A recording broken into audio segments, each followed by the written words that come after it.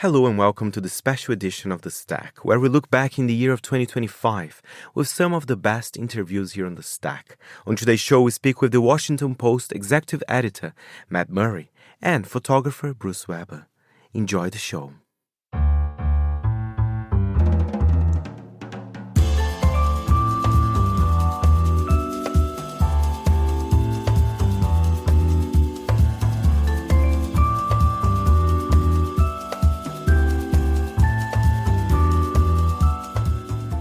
From Midori House in London, this is The Stack, 30 minutes of print industry analysis, and I am Fernando Augusto Pacheco. This summer, I head to Paris to speak with Marc Berger from L'Etiquette. We discussed their special Japan issue. I like things that takes time to make. I think it's a proof of quality in a way. If things don't get built in a day, and Rome wasn't built in a day, and L'Etiquette takes time. I mean, we launched it like 7 years ago, and we have always sticked to our guns. We do what we do, and we improve it issue after issue.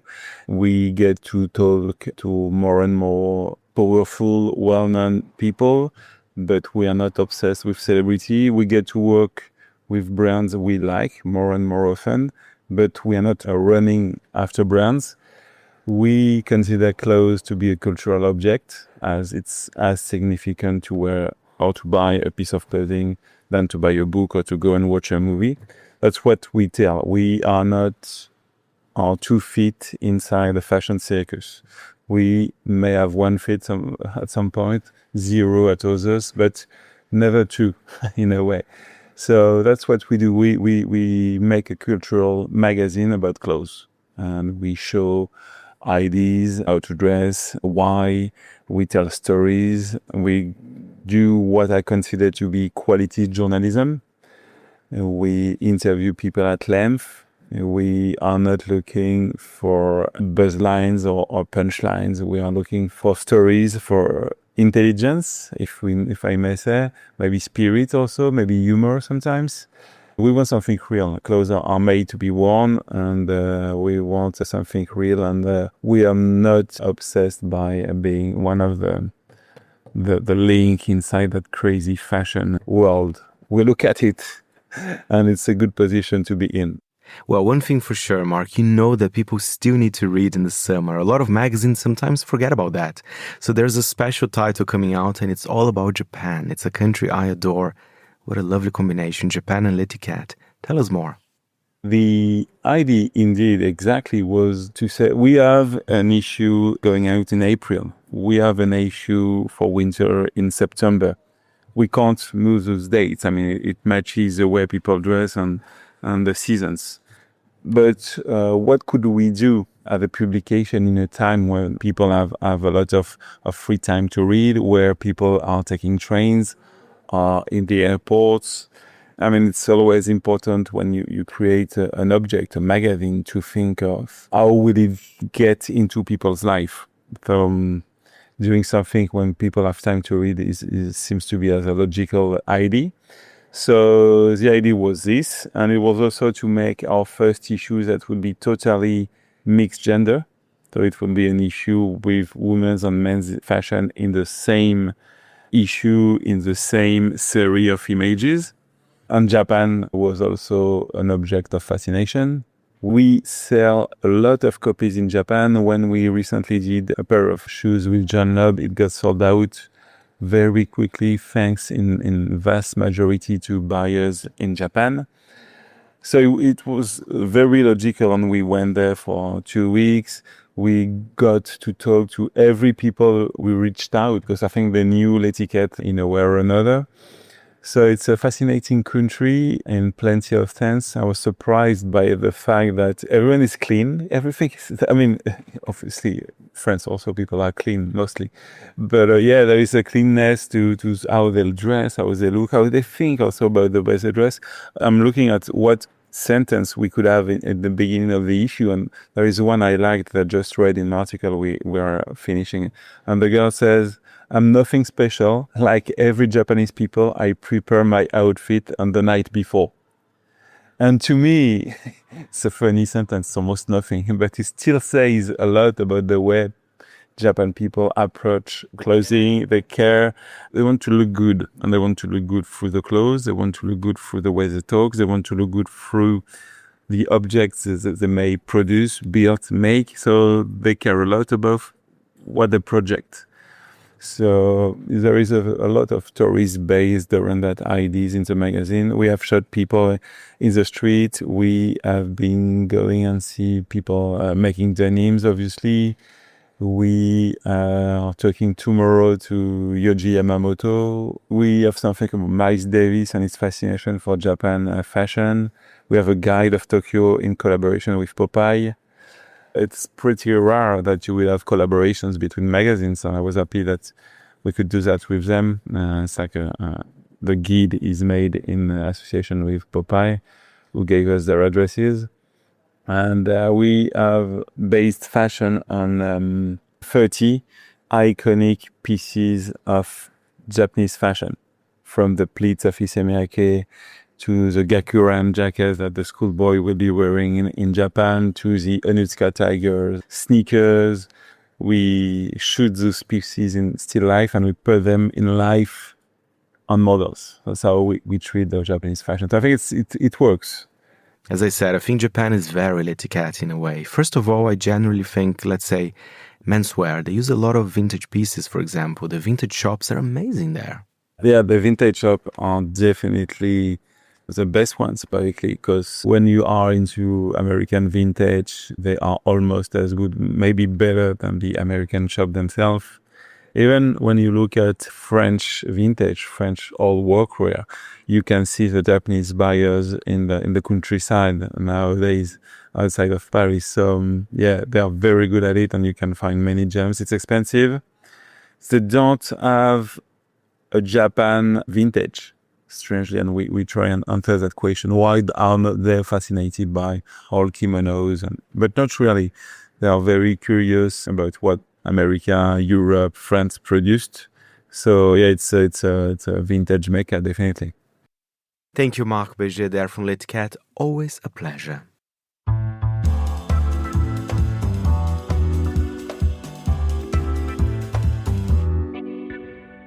This year I also had the immense pleasure to speak with legendary photographer Bruce Weber on his new publication with Taschen, My Education. My sister was very bohemian. I wasn't so bohemian maybe until I got to New York City. I was going to NYU Film School.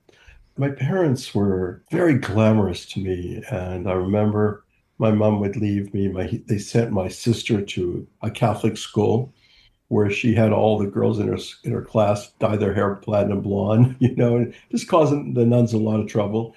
But I was left at home with a woman who took care of me and she made grilled cheese sandwiches for me every night with tomato soup. And then she would go to sleep and I would be up, looking at all my dad's books, and his books of painting and seeing all these nude women. And then I would watch films I shouldn't be watching, like really old films that were classic American cinema that were very wild, a lot of violence, things like that my parents would have never let me. But they were very passionate about life.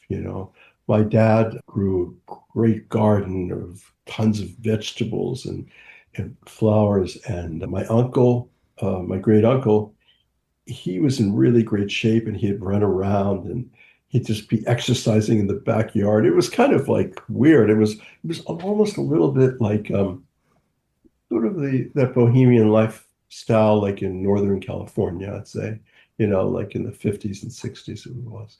Oh, that sounds very exciting. And that's an interesting thing about My Education, because it's not necessarily a straightforward retrospective. At least that's how I felt. I think it's a book kind of moved by your passions and your relationships in life, including professional ones. We have Grace Coddington. You write beautifully about her, for example.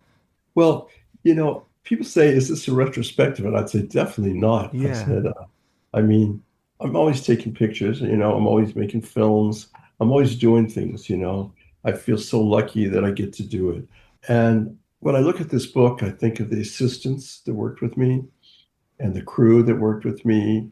And it's more like a yearbook, I would say, than a retrospective, you know, like a yearbook for like a couple of years. And it's like it is very much about relationships and having relationships in photography, stuff like that.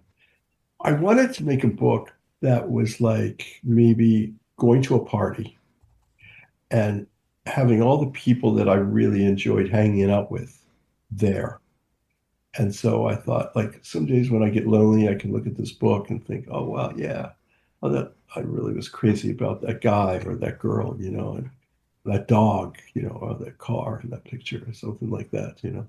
That's how the book really happened. So the book's got to come from, at least for me, from a crazy emotional space, a place that's very like either laid back or very driven, but come from something else. Talking about your book is so hard for me because I just feel like I just don't want to sell it. I want people to see it, enjoy it. And that's most I can think about it, you know.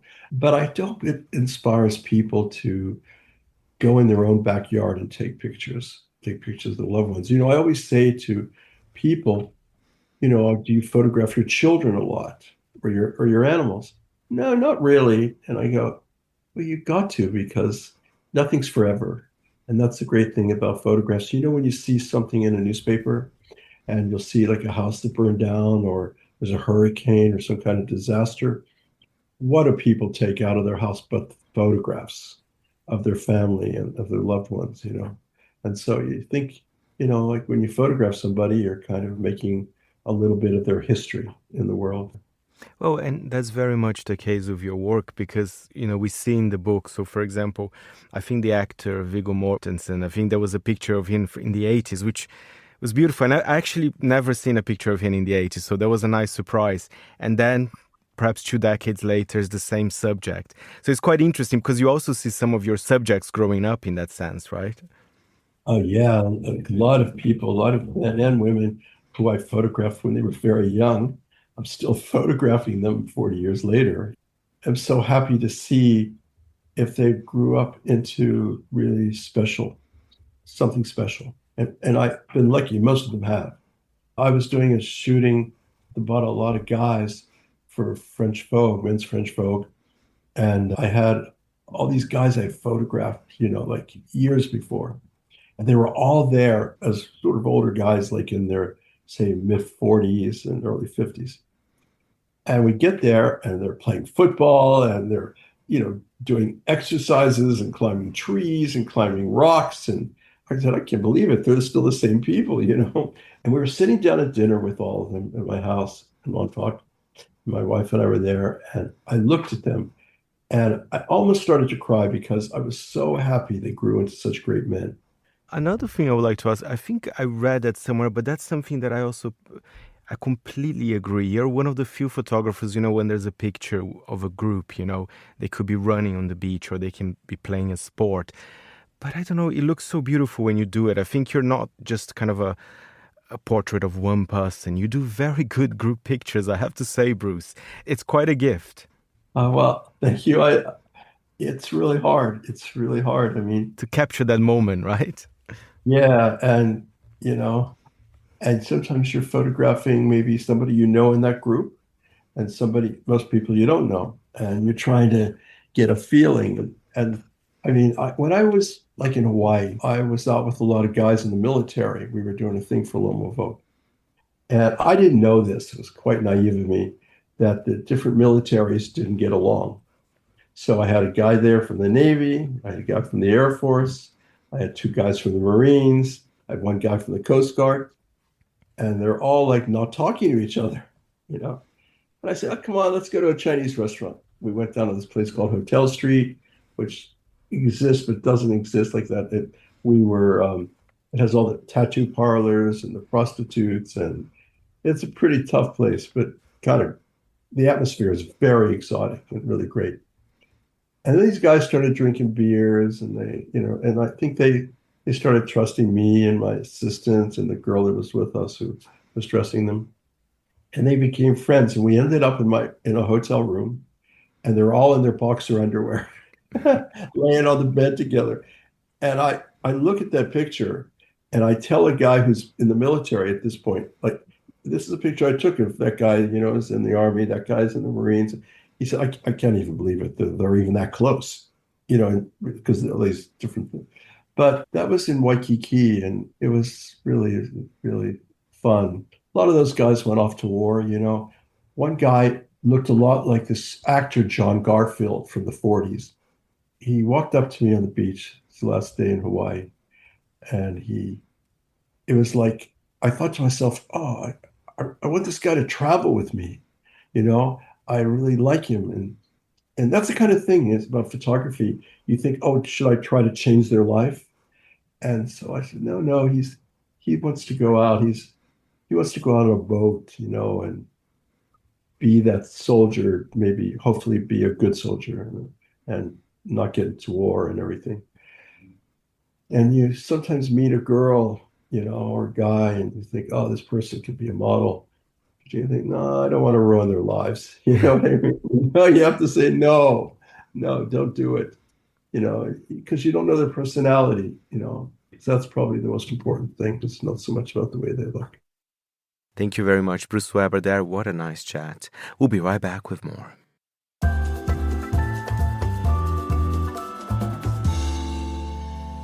And another highlight of the year was my conversation with Sarah Ball, editor-in-chief of WSJ Magazine, the Wall Street Journal publication. I think it is interesting for us because we are associated with a global news brand and news organization. So for us, steering into the news cycle is a huge win. I know when I talked to Emma, our editor, about this cover upcoming, and she was really excited, and we looked at the photographs together. And then a few weeks later, when the sort of news around Sydney started picking up, she and I were both like, oh my gosh, the cover is really going to be at the center of the conversation. So I think we steer into the news, even as we explore topics of luxury, lifestyle, culture, travel. We try to be as close to the kind of news cycle as possible and really produce something that not only our Wall Street Journal subscribers and readers, who we know love news and love to be at the center of the conversation, will enjoy and spend time with, but also to attract new readers to the journal and, to use our kind of vehicles of cultural journalism to attract the next generation of, people who love success and stories of success. And besides, the cultural aspect, I feel the Wall Street Journal in general, they are focusing as well on investing more in style in general, including, of course, the magazine, which also has those incredible photo shoots. And it does talk about the world of luxury, which is very important. And I think the readers of the paper are interested in those topics, right? How do you feel about that increasing investment of the Wall Street Journal when it comes to style? It's such an interesting and good question, because I think when the journal's obviously, it goes beyond a legacy brand. It's, it has such rich history, and it started as a place that provided financial and business journalism to help you make investments in the sort of literal industrial revolution in the US, and kind of has grown and grown and grown, but was later than other peer newspapers or other media organizations to embrace weekend journalism, lifestyle journalism, style journalism, sort of what you do in your time outside of work. And you saw over the past 20 years, the journal has launched some amazing, delightful weekend type read sections. Mansion is one of my favorites that covers home and property. Off Duty, that covers how to live sort of a beautiful, luxurious, happy and content life. It's full of service journalism. The Magazine, which was launched a little over 15 years ago. So it's added these products in the last 25 years that speak to, how to kind of spend your wealth, if the main paper is speaking to how to accrue your wealth or how wealth is accrued or lost. But I think that the next dial turn for us that we particularly embraced in my team, and my team is not just producing the magazine, it's also producing style and entertainment coverage for the app and site and newspaper every day. So we do both. We have, daily responsibilities as well as the glossy issue 9 times a year. What we really believe is that there's not that bifurcation anymore in a reader's life where it's like 5 days a week I work and I care about success and work, and 2 days of the week I care about weekendy things and leaning back and leisure. We really feel that people want those sort of juicy reads or beautiful culture inspiring stories throughout the week, throughout the hours, in the evening, in the morning. We kind of believe it's a part of your daily news diet now in a way that maybe 25 years ago you would not. You'd have your kind of weekend section and you'd have your weekday and media diet. So I think for Emma's vision in terms of what the paper foregrounds every day of the week, and for our vision in terms of how we feed into that, we really feel like there's always an opportunity to entertain and delight and inform and serve as that kind of taste and inspiration for somebody every day, every hour, which is a lot of work for our team of journalists, but is really rewarding.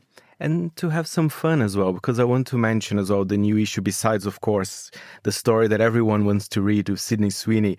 I was kind of, surprised and happy to read the one about Becca Bloom because, when I saw her on social media, it was very random. I was like, who is this girl? I want to know a bit more about it. And, a story from the WSJ magazine kind of, is super interesting, that specific story, actually. I'm so glad you read it. I think, first of all, it's a dream for a journalist, a reporter's dream to be the first person to profile a subject. And that was what the story was. This is the first time Becca has ever given an interview. She is relatively new to the TikTok scene, to the creator scene. You saw her go from sort of no following to overnight millions of followers just by living this really opulent and lavish lifestyle, but being very relatable and funny about her wealth and about, she has a 9 to 5. She has a job. She is a Gen Z, employee with a corporate life, but then also has an incredibly fun and luxurious and inspiring social life. And life with, she's about to get married. She has incredible closet. She both goes on trips to acquire beautiful handbags and jewelry, but then she also is on the real. So she's this real combination of very relatable, but very aspirational. And I think our reporter, Lane Florsheim, who did an incredible job with this story, spent a lot of time with Becca. That's such a luxury when you're covering someone who's not fortified by an enormous amount of barriers to access, like you can't ever get access to them. Becca was so giving with her time. She did a photo shoot with us in Paris. She wore lots of amazing clothes. And she was just really refreshing to talk to about how Gen Z sees wealth and why she has a following and what the kind of etiquette is around talking about success. And I think it's something a lot of our readers will read with interest. We do have very successful high net worth individuals reading the Wall Street Journal, but we also have people who want to be and who are aspirant. And I think it kind of serves both of those groups. Absolutely, because, I'm sure she has quite a young demographics that would like her social media profile. And I think that's the cool thing about the WSJ magazine. I mean, you're talking to kind of different ages, I would say, as well.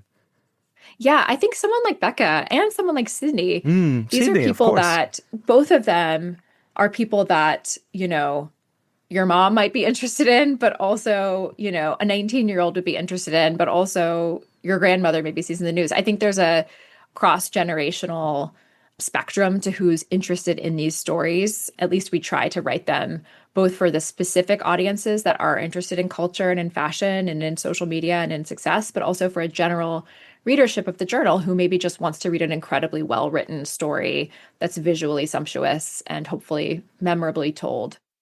Thank you, Sarah, and I'm a big fan of your work.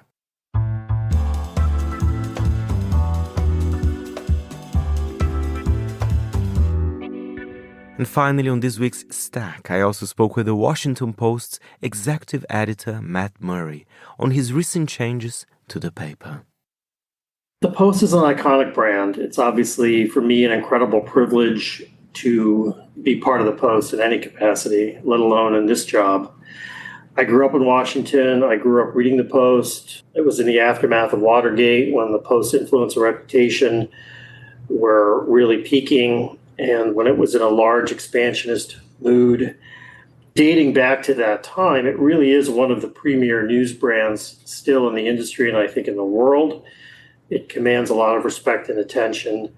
And, in a job like mine, you feel an incredible responsibility for that brand and that legacy. I think at the same time, we're in such a rapidly changing news environment with so much upheaval, so many different habits from users, that the Post while influential and fairly large, should be bigger and have a greater voice and drive, I think, in today's conversation than sometimes does. So I think that we're an iconic brand with a great legacy, a strong foundation, and great traditions, but we're also in need of rethinking a lot about how to be more relevant and have greater reach in the media world of today. I think there we're a little bit behind where we should be. Well, especially because of where you are located as well, in the capital of the United States as well, which is, it's an incredible place to be, right? Yes, I think that we have a unique authority and a unique position in Washington, of course. And right now, the whole focus of the world is on Washington. That's generally true anyway, but because of President Trump, it's particularly true right now. I think that gives us a real responsibility, a unique opportunity. It's very competitive. It's probably the most competitive story in the world. Washington is, crawling with journalists right now covering the story. So it also can be a bit of a competitive challenge for us. So it's absolutely important that we both really own that story, but try to stand apart as well for explaining the story in the biggest way to the world. It's such a focus of intense attention from everybody. We want to be the most authoritative voice there. That's fantastic. Matt, I want to go back perhaps a little bit earlier in the year, where at the time you said that you wanted to reinvent the Washington Post newsroom. And I would like you to tell us some of the things that actually you are reinventing and that are changing in the paper at the moment. I think there's a few things I'd say. We just talked about Washington and the importance of Washington in politics, which is very much central to our identity, always will be. I think, though, that we needed to do more to diversify our content and tell more different kinds of stories about the world, about different forms of power, about different trends, about the United States and the rest of the world. Readers are interested in politics, but they're not obsessed by it. They're looking for other kinds of stories and other ways of understanding the world and not seeing it entirely through the political lens. We're trying hard to add more coverage in more parts of the United States, think about all kinds of trends and stories to tell from across the country. Our readers need to understand that better. And a lot of the United States has actually lost a lot of journalistic coverage in the last 2 decades as the industry has cut back. So we see great opportunity to be in the heartland writing about places across the U.S. and not just in the coasts. We wanted to do more kinds of other stories that are shaping our world, writing more about science and health and AI. We've created a whole new news department that we call Futures, which includes those areas and some others to sort of chronicle the world coming into being, the world as it's evolving. We see other opportunities. If you look at young users coming up now, and our current audience is aging a bit, rising news consumers are more diverse politically than the prior generation, between Republicans, Democrats, and independents. They're optimistic, generally about the state of the world, which is not surprising given their age, but sometimes, let's be honest, the cast of news could be sort of a downer. They want information and news that will help them make decisions and understand and shape the world. They want to be empowered with that information. And they're interested in different kinds of topics. Another good example would be our sports coverage historically has been about spectator sports, but people rising today are very interested in reading about participative sports and how to make their lives, how to incorporate participative sports into their lives. We don't really provide much content in that area. I think another area that I would emphasize is how they get information has really changed, right? The Post, like a lot of legacy news organizations, is fairly text story based. When I arrived in the summer last year, we were actually reasonably print focused across the newsroom on the print paper. We're really, really trying to step up our social media presence, our video presence, rethink audio. We have a lot to do on this front, but we will be working more with all of our reporters to get them to make video and just think about how to tell stories in the ways that rising consumers of news want them today. We've got to really reinvent pretty dramatically on that scale. The good news is most of our staff is up for that. And the other good news is the economics have changed. That providing video at scale for a newsroom like ours is a much easier thing than it was only a few years ago. Under the surface, though, there's a culture change to get us to think about telling stories in different ways. We're just kind of getting going on that front, but that'll be a big focus in a couple of years ahead. That was Matt Murray from the Washington Post there. And that's it for this week's show. My thanks to our editor, Jack Jewers. And of course, next week we are back with brand new content to the stack. My name is Fernando Augusto Pacheco. You can drop me a line on fp@monocle.com. Thank you very much for listening. Until next time, it's goodbye from me.